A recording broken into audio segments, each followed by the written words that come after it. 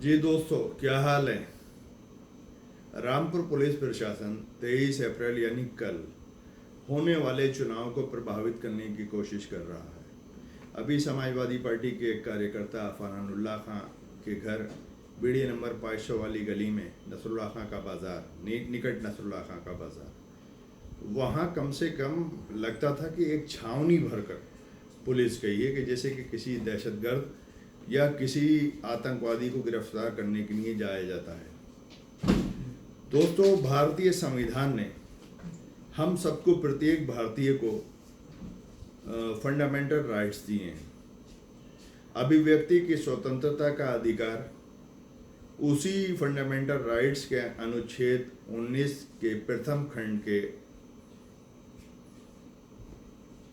द्वारा प्राप्त जो मुझे अधिकार हैं वो प्रत्येक भारतीय को हैं। अभिव्यक्ति की स्वतंत्रता का अधिकार, यानी अभिव्यक्ति को अभिव्यक्त करने का अधिकार। लेकिन रामपुर प्रशासन खास तौर पे फंडामेंटल राइट्स का भी हनन कर रहा है। दोस्तों, जिनके घरों पे सीसी कैमरे लगे हैं उनको इंटरनेट से कनेक्ट कर लें। चूँकि मेरे घर पे भी सीसी कैमरा है, मैंने तो इंटरनेट से कनेक्ट कर लिया। अगरचे मेरे घर के बाहर कोई भी शख्स आता है तो इंटरनेट से तमाम दुनिया में 2 सेकंड के अंदर इंशाल्लाह दिख जाएगा। हम कोई अपराधी हैं? हैं हम आतंकवादी हैं? काहे का पुलिस का इतना प्रकोप है हम लोगों के ऊपर भाई? हम लोगों के ऊपर ना किसी तरह के मुकदमे हैं ऐसे संगीन कि जिनके लिए पुलिस हमें 4 थानों की पकड़ने के लिए आ रही है। ऐसे नहीं छोड़ा जाएगा। डेफामेशन 499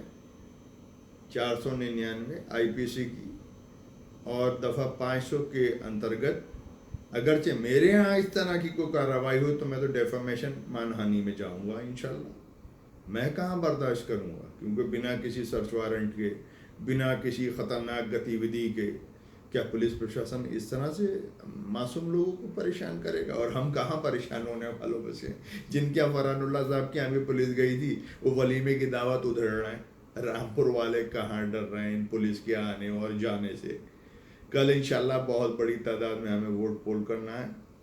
बहुत ही अच्छी तादाद में वोट की पोलिंग करना है, शांति के साथ, सुकून के साथ। और रामपुर का हर शहरी हमारा भाई है, ख्वाह वो किसी भी पार्टी का कार्यकर्ता हो। भारतीय जनता पार्टी वाले अपने लोगों को लड़ा रहे हैं, कांग्रेस वाले अपने कैंडिडेट को लड़ा रहे हैं, हम अपने कैंडिडेट को लड़ा रहे हैं। लेकिन प्रशासन बीच में नहीं आए। प्रशासन को किसी को चुनाव नहीं लड़ाने का अधिकार है। हम कार्यकर्ता आपस में कभी उलझते नहीं हैं। बीजेपी के कार्यकर्ता, समाजवादी के कार्यकर्ता, बहुजन समाज पार्टी के कार्यकर्ता, कांग्रेस के कार्यकर्ता, कहीं आपस में आज तक रामपुर का इतिहास है कि ज़रा सी चूं भी आपस में हुई हो? कभी नहीं हुई। वो अपने कैंडिडेट को लड़ाते होते हैं चुनाव, हम अपने कैंडिडेट को लड़ाते होते हैं।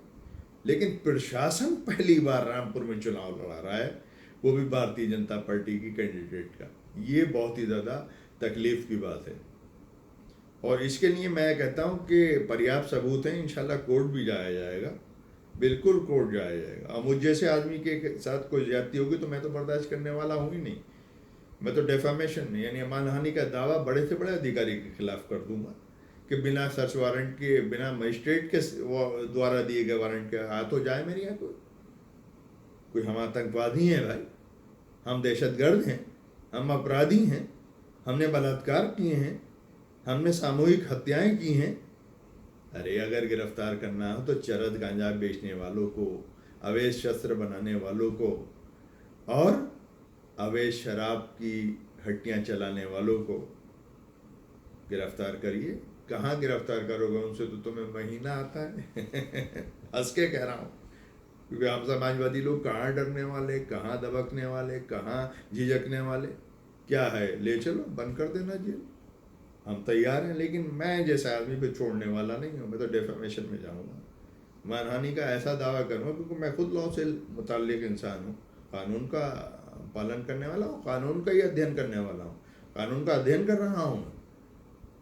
मैं तमाम ही लोगों से कहूँगा कि आप अपने वोट का इस्तेमाल करें और अपने कैंडिडेट मोहम्मद आज़म खान साहब को भरपूर मतों से रामपुर लोकसभा की सीट से जिता कर भेजें। बिल्कुल सुकून का माहौल है, कोई परेशानी नहीं, खाएंगे पिएंगे मौज करेंगे और कल के बाद इंशाल्लाह तफरीह भी करने जाएंगे। नहीं, कल का दिन जो है वो हम सब के लिए बहुत ही धैर्य के साथ, बहुत ही शांति और अमन के साथ और बहुत ही सरलता के साथ, बहुत ही विनम्रता के साथ हिंदू मुस्लिम सिख ईसाई तमाम ही साथियों को कल का चुनाव का दिन अच्छे से गुजारना है।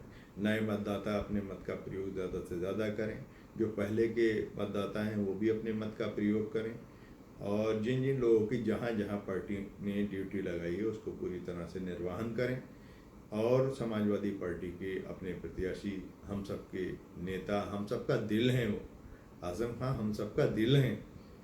और मैसेज पहुंचाने की बात होती है। एक साहब फेसबुक पर लगातार आज़म खां साहब के ख़िलाफ़ लिख रहे थे। आज मैंने उनसे बात करी और मैंने बताया कि हालात बहुत कठिन हैं, बहुत सख्त हालात हैं। भारतीय जनता पार्टी मुसलमानों के घर घर पे के ऊपर भगवा ध्वज फहराना चाहती है।